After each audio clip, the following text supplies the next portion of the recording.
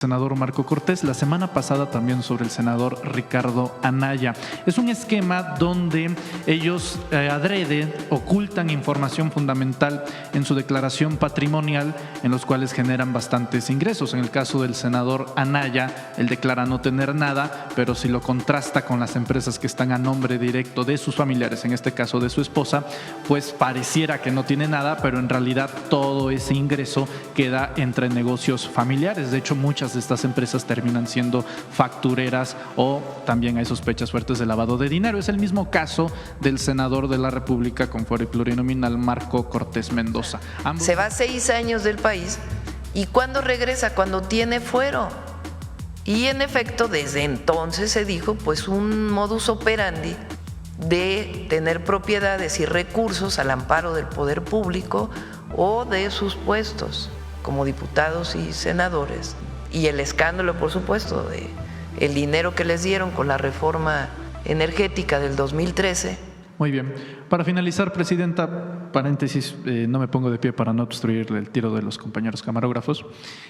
Hoy en Reporteros MX publicamos una nueva investigación sobre Marco Cortés, el senador Marco Cortés, la semana pasada también sobre el senador Ricardo Anaya.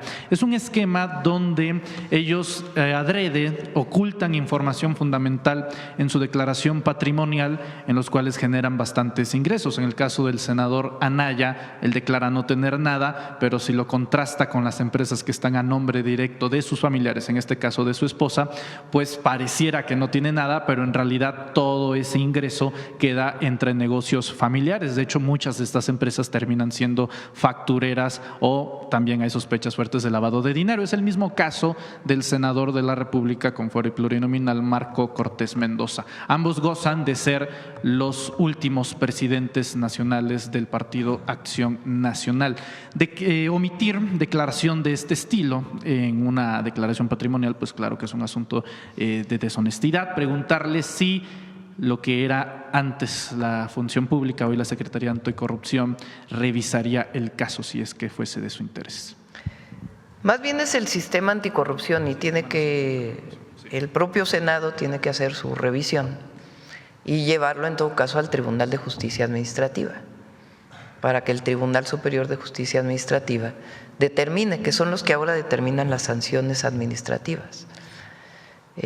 Las sanciones menores las determina la Secretaría Anticorrupción, pero desde que se hizo el famoso sistema anticorrupción en la época de Peña, ya las sanciones mayores quedan en los tribunales, ya no quedan en las secretarías de Estado. Entonces el Senado de la República tendría que hacer la denuncia, si es el caso, el propio órgano de control del Senado, si es el caso de que está violentando. Ahora, por otro lado, pues es lo que hemos dicho, es esta hipocresía de la derecha. Por cierto, me llama la atención que ahora Aguilar Camín defiende al PAN y su relanzamiento. Su relanzamiento pues tiene que ver con la ultraderecha, ¿no? Que en México realmente no ha tenido nunca pues ningún asidero, a lo mejor en algunas regiones del país, pero realmente no hay un movimiento de ultraderecha en México, eso no existe, como en otros países de América Latina. Paréntesis cerrado. Ahí para su estudio. Pero bueno, decíamos, Ricardo Anaya se fue 6 años del país. 6 años. Después de que MID, ya olvídense, alguien de la Cuarta Transformación, MID fue el que lo acusa. No sé si se acuerdan, por ahí ustedes que son tan buenos reporteros y saben buscar muy bien en las redes, valdría la pena que saliera aquella acusación de MID en los debates contra Ricardo Anaya. Calderón en su libro los acusa. Se va 6 años del país y ¿cuándo regresa? Cuando tiene fuero. Y en efecto, desde entonces se dijo pues un modus operandi de tener propiedades y recursos al amparo del poder público o de sus puestos como diputados y senadores, y el escándalo, por supuesto, de el dinero que les dieron con la reforma energética del 2013 y ahora pues esto que ustedes sacan en su reportaje, ¿no? Entonces sí es importante porque más allá de las sanciones administrativas que pueda haber o de otro tipo, que la gente sepa pues qué hay de fondo y quiénes son y cuál es su ética, que no existe. Usted cierra el paréntesis, permítame abrirlo tantito ya que usted toca el tema. Ya tiene otros apapachos allá. Sí, sí, sí. ¿Le merece alguna opinión este lema, que no es cualquier cosa, lo de patria, familia y libertad, que es original en realidad de la Italia fascista de Benito Mussolini? De esas ironías de la vida, el padre de Mussolini era admirador de Benito Juárez en el modo liberal, y los panistas en 1939, concretamente el 16 de septiembre, 16 días después de que Hitler inicia la Segunda Guerra Mundial en Polonia, deciden fundar el partido como protesta a la expropiación petrolera del general Lázaro Cárdenas, y tiene como referentes internacionales justamente a Mussolini y a Hitler. Preguntarle sobre este lema que lo quieren, digamos, revitalizar, pero que viene de ese origen de la Italia fascista. Tiene ese origen de ultraderecha fascista, ese lema. Ahora, es muy interesante porque en México esas tres palabras significan otra cosa completamente distinta. Completamente distinta. Para nosotros la familia, la principal institución social en México, no tiene nada que ver con la reivindicación que ellos hacen. Para nosotros el núcleo familiar, el apoyo a la familia, diversa también, viene de nuestra cultura, de la generosidad, del apoyo mutuo, la colectividad que se construyó a partir de los pueblos originarios. No tiene que ver con esta idea de derecha, de familia, por eso no se reconoce. Libertad. ¿Quién ha defendido las libertades en México? Los movimientos de transformación, los movimientos sociales. ¿Cuándo no había libertades en México? Pues en todo el periodo del autoritarismo del PRI y también en los periodos del panismo. Por eso es el prianismo. Quien luchó históricamente por las libertades en México fueron los movimientos sociales vinculados al movimiento progresista que representamos y de transformación del país. Entonces, ¿libertad de qué? Ahora ellos hablan de libertad contra los gobiernos totalitarios. ¿Cuáles gobiernos totalitarios y autoritarios? Porque por más mote que nos quieran poner a nosotros de gobierno autoritario, se cae solito, porque no podrían estar ellos hablando si hubiera un gobierno autoritario totalitario, si hubiera un gobierno que no promoviera la libertad de expresión, de reunión, de manifestación. Entonces, la libertad en México tiene otro origen, su demanda, su construcción, tiene que ver con los grandes movimientos de transformación y sociales.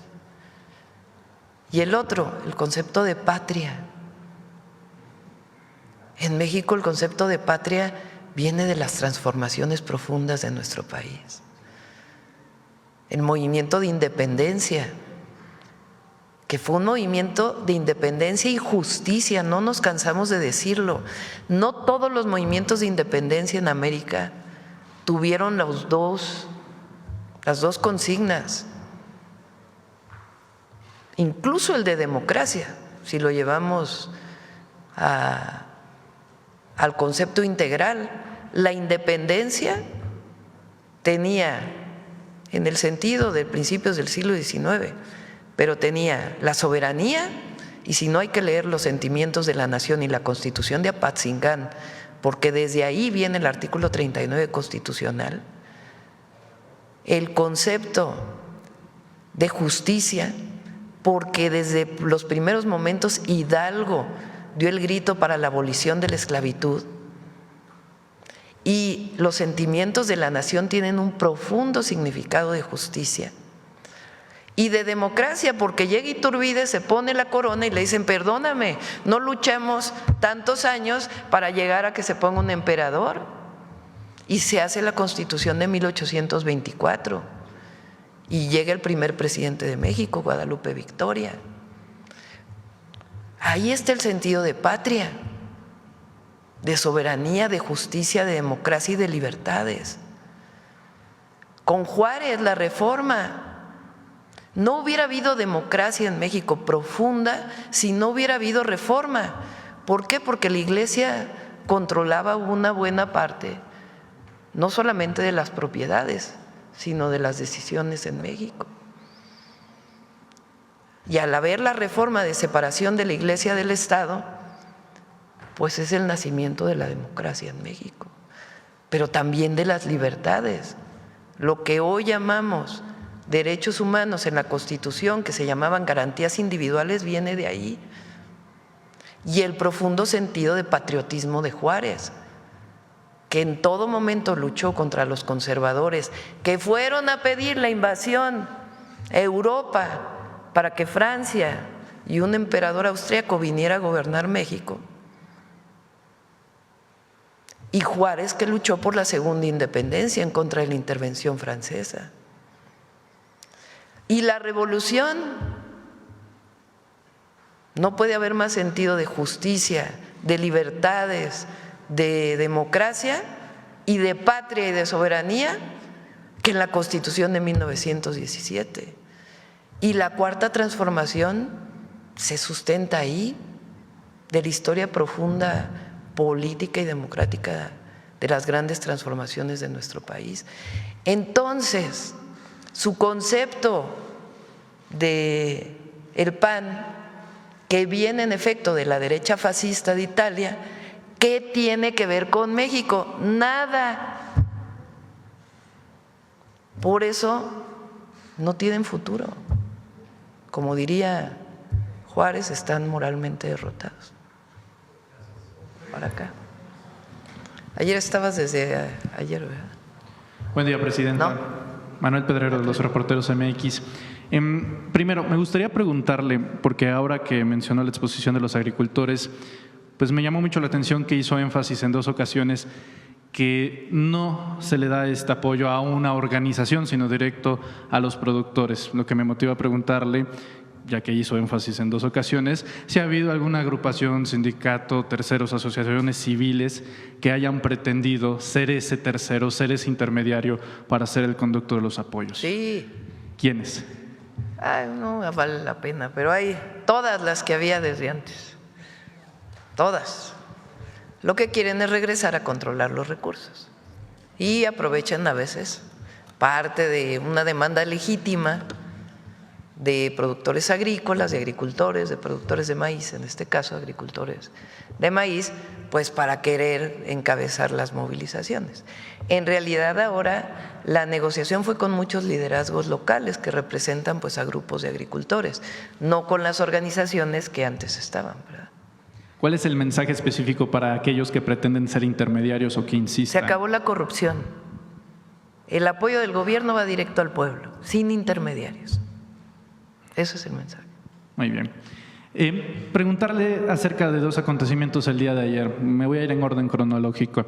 Primero, el día de ayer, el embajador de los Estados Unidos, Ron Johnson, tenemos entendido, tuvo una visita a la Cancillería con el doctor Juan Ramón de la Fuente y con el secretario de Marina, Raimundo Pedro Morales. Si usted tiene información acerca de la reunión que solicitó el embajador o que informó el gobierno mexicano o de manera viceversa. Recuerden que ayer hubo una intervención de Estados Unidos para una lancha que llevaba presuntamente droga en las aguas internacionales. Ya, a ver cuántas millas náuticas o kilómetros había de la embarcación, pero en las aguas internacionales. Pero ya en lo que tiene que ver con la ubicación de nuestro país. Es decir, había habido más al sur, y ahora pues fue en la ubicación en latitud y longitud de nuestro país. Aguas internacionales. Nosotros no estamos de acuerdo con estas intervenciones y tenemos un modelo, un protocolo que ha dado muchos resultados. Si en aguas internacionales Estados Unidos ve que hay una lancha que presuntamente lleva droga, se ponen de acuerdo y interviene Secretaría de Marina o las instituciones del gobierno de Estados Unidos y se detiene a los presuntos delincuentes. Entonces, lo que se pidió en esta reunión, se solicitó esta reunión desde Relaciones Exteriores, hablé con el canciller y le pedí que convocara al embajador para decirle que lo que queremos es que ese protocolo pues se mejore, en el marco de los acuerdos de seguridad que tenemos con los Estados Unidos, pero que se siga operando. Primero, por razones en donde no queremos que nunca haya violación a nuestra soberanía, ni tampoco que haya este tipo de operaciones en la zona económica, precisamente porque se está actuando. Y segundo, porque pudiera haber un mexicano, más allá de que sea delincuente o no, o presunto delincuente, en una de estas embarcaciones. Entonces, estuvo de acuerdo en principio el embajador, tiene obviamente que llevarlo a las distintas instancias del gobierno de los Estados Unidos, pero en principio estuvo de acuerdo en que se promueva, que se siga un protocolo como el que se venía utilizando previamente. Esa es la reunión con Estados Unidos. Lo segundo, me adelanto, el día de ayer el secretario del Departamento de Transporte de Estados Unidos hizo una publicación en el sentido de que no habrá nuevos vuelos del Aeropuerto Internacional Felipe Ángeles hacia los Estados Unidos. Y el argumento que plantea son dos, que ya venían de antes y que se han contestado con toda prontitud. Uno es un decreto que hizo el presidente López Obrador para que la carga dedicada se moviera del Aeropuerto Internacional Benito Juárez de la Ciudad de México al Aeropuerto Internacional Felipe Ángeles. Ellos dicen que ese decreto no está acorde con un acuerdo firmado en el 2015 y también la distribución de los slots, se llama, en el Aeropuerto Internacional Benito Juárez de la Ciudad de México. Estos y otras solicitudes que hizo hace meses el Departamento de Transporte se contestaron con toda prontitud. En primer lugar, la decisión de llevar la carga al AIFA pues fue una decisión soberana y que tiene que ver con protección civil. El Aeropuerto Internacional de la Ciudad de México estaba muy saturado. De hecho, esa era la razón por la cual iban a construir el de Texcoco. Entonces, la saturación del Aeropuerto Internacional de la Ciudad de México ponía en riesgo pues, a los pasajeros, a los usuarios que utilizan el AICM. Entonces, se construye el AIFA, comienzan a trasladarse algunas líneas al AIFA, pero no tomaban la decisión de trasladarse de manera adecuada para disminuir los riesgos en el Benito Juárez. Entonces, se toma la decisión de que se vaya la carga por razones de seguridad, de protección civil. Ahora, todas las empresas que se fueron al AIFA están felices de carga dedicada. Tienen más espacio, hay más seguridad a la salida de los contenedores, es decir, no hay un solo reclamo de ninguna empresa. Había un pequeño reclamo que tenía que ver con aduanas de una empresa y se está atendiendo para que puedan tener adecuadamente todo su acceso a las aduanas. Es decir, la manera en que se está operando en este momento, todas las empresas, incluidas las estadounidenses, están muy contentas con la carga dedicada en el AIFA. Entonces, no estamos de acuerdo con esta decisión del Departamento de Transporte. Ayer le pedí al canciller que se comunicara con el Departamento de Estado, con el secretario Marco Rubio, para pedirle una reunión en Estados Unidos en donde participe el secretario de Transporte, pues para revisar si tienen fundamento, que desde nuestra perspectiva no tienen ninguno, estas acciones que están tomando de manera unilateral. No vaya a ser pues que haya un interés de otro tipo, ¿verdad? ¿Cómo cuál? Pues puede ser un interés político, puede ser un interés de apoyar a algunas empresas frente a otras, incluso estadounidenses. Por eso digo, no vaya a ser que haya una situación de este tipo. Le pedí también ayer a Andrea Marván, que es de la nueva Comisión Nacional Antimonopolio, lo que en su momento fue la CONDUCEF, que sí podía hacer un análisis de esto para que soportara pues los argumentos de que supuestamente se está violentando la competencia de las empresas estadounidenses en nuestro país. Entonces, que la hoy llamada CNA pues haga un análisis de si realmente se está afectando la competencia de las aerolíneas, que de nuestra perspectiva pues no hay ninguna afectación a las aerolíneas. Y lo decimos además con toda certeza, México no es piñata de nadie. México se le respeta. Y hasta ahora hemos logrado un respeto muy grande de distintas instituciones del gobierno de los Estados Unidos, incluida la máxima institución que es la presidencia de los Estados Unidos. El presidente Trump y nosotros pues hemos logrado un buen entendimiento. La última llamada que tuvimos el sábado fue muy buena. Ayer él afirmó lo que yo ya había comentado, de que en efecto no se van a poner los aranceles que se habían dicho para el 1 de noviembre y que seguimos trabajando de manera coordinada. Entonces, sí hemos logrado trabajar de manera coordinada en todos los temas, incluso agricultura, que ha sido tan difícil por el cierre de la frontera, nunca se han cerrado las conversaciones, al contrario. Inclusive hoy hay muchos productores de carne en Estados Unidos que quieren que se abra la frontera porque ha aumentado el precio de la carne en los Estados Unidos. Y la Secretaría de Agricultura ha estado en contacto permanente con el secretario Verdeguer. Entonces, lo que queremos es respeto y que en todo caso se analice conjuntamente si es que lo que ellos dicen tiene algún fundamento, que es que se está violentando la competencia, que desde nuestra perspectiva no es ninguna. El AIFA está funcionando bien y no hay razón para que se limiten los vuelos hacia los Estados Unidos. Este viernes me reúno con las 3 aerolíneas mexicanas, con Aeroméxico, Viva y Volaris, para conocer también su punto de vista, y esperamos pues que la próxima semana, hoy la mayor parte de el secretario de Estado o del Departamento de Estado, de Comercio, están junto con el presidente Trump en Asia. Entendemos que regresan la próxima semana y estamos buscando una reunión para poder, como siempre lo hemos hecho a través del diálogo y el entendimiento, pues evitar que prosigan estas sanciones que desde nuestro punto de vista no tienen fundamento. Gracias, presidenta. Ya que aprovecho para adelantarse al tema de los aeropuertos, nada más para confirmar el estatus, ya que dice no se autorizaron nuevos vuelos, pero los actuales tampoco, los 13 vuelos ya no se encuentran disponibles del AIFA a los Estados Unidos. Hasta ahora son los nuevos. Y nuevos. Sí, los nuevos vuelos. Por ejemplo, hoy entraba en operación 1, hay varios vuelos que venían ya los acuerdos del AIFA a ciudades de los Estados Unidos.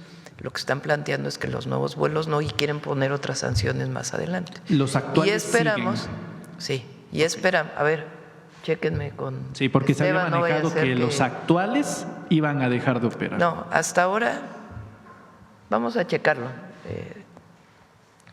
Son los nuevos vuelos y más adelante quieren también cerrar otros vuelos. Entonces, como siempre, creemos que vamos a llegar a un buen entendimiento y tiene que haber respeto pues a las decisiones de México que tienen que ver con la seguridad de los pasajeros, de los pilotos y de todos los que utilizan las aerolíneas de Estados Unidos y de México. Muy bien. Aprovecho también para preguntarle, retrocediendo con un poco de la reunión, para evitar especulaciones en medios de comunicación, ya ve qué bonitos son, sobre esta reunión que se tiene con el embajador.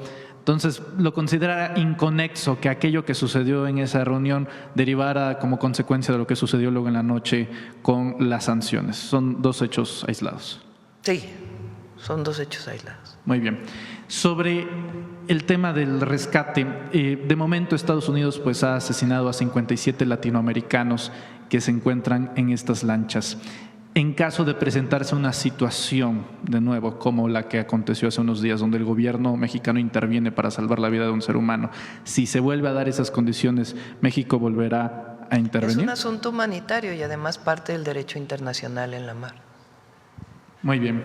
Cambiando de tema, Presidenta, sobre los bloqueos que sucedieron el día de ayer, muchas congestiones, algunos tráficos de 20 horas, muchos adultos mayores iban en esas concentraciones, en esas kilométricas filas de tráfico, saber si tiene algún informe de alguien que haya necesitado ayuda durante esos colapsos viales.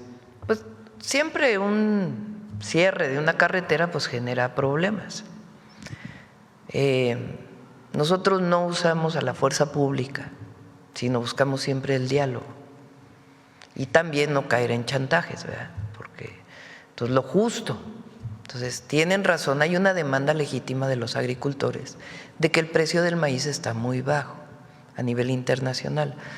A partir del tratado comercial, ¿quién fija el precio del maíz? Antes, cuando no había tratados comerciales, el precio del maíz se fijaba dentro del mercado nacional y estaba asociado principalmente pues, a la oferta y la demanda, como en cualquier caso, pero de México.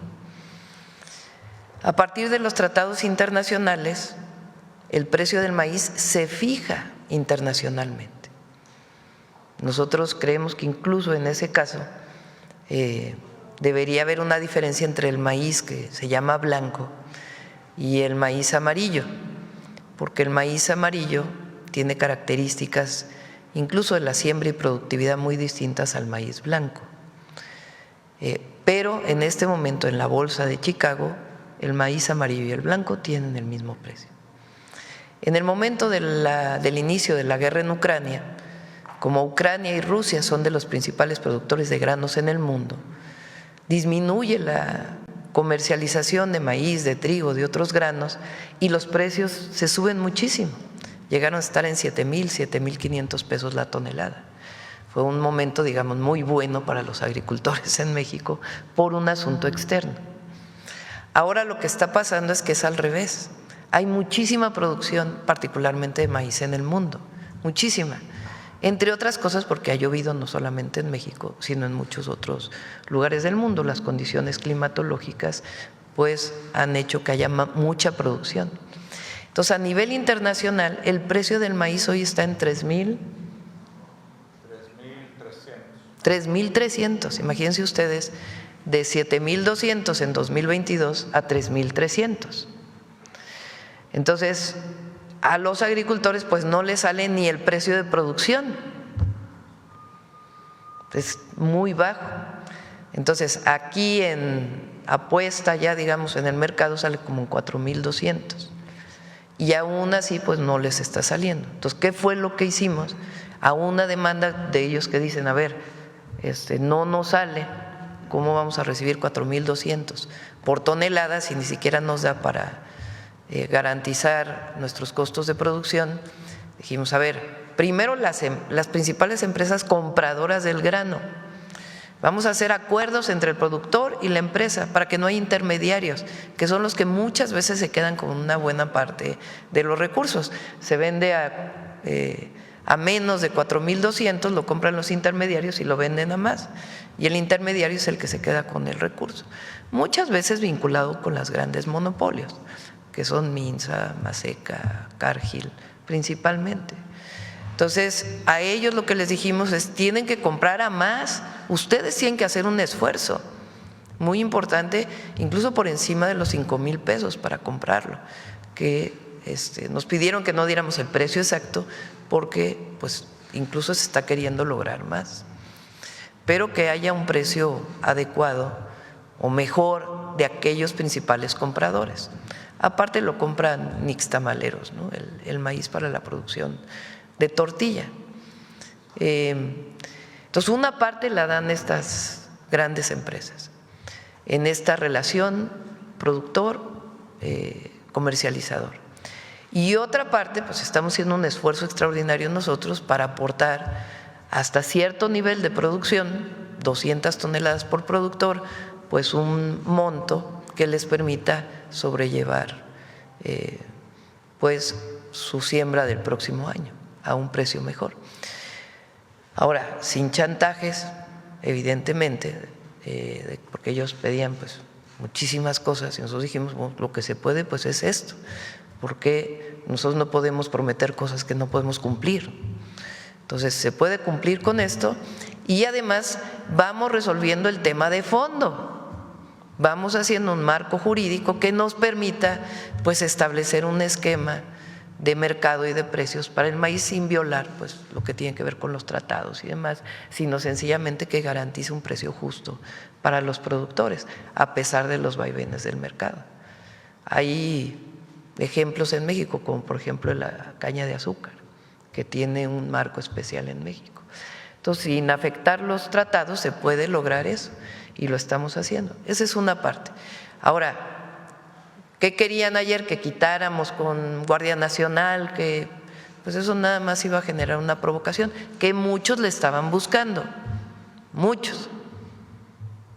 Nada más había que oír ayer muchos de los conductores de radio y el ingobierno de la presidenta y cómo es posible. Digo, entonces se está dialogando y se sigue dialogando hasta que se llega a un acuerdo justo sin caer en el chantaje.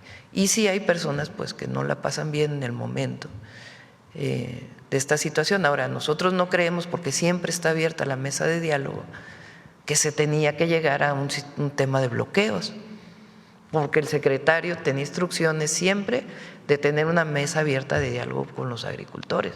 Nunca se cerró. Entonces la necesidad del bloqueo pues, no era necesaria porque estaba abierta la mesa de diálogo. Los bloqueos normalmente son pues para que se abra una mesa porque están cerradas, como era en el pasado. Aquí no, aquí dialogamos. Y afortunadamente ayer por la noche se logró un acuerdo y pues en el transcurso de la mañana se quitarán todos los bloqueos.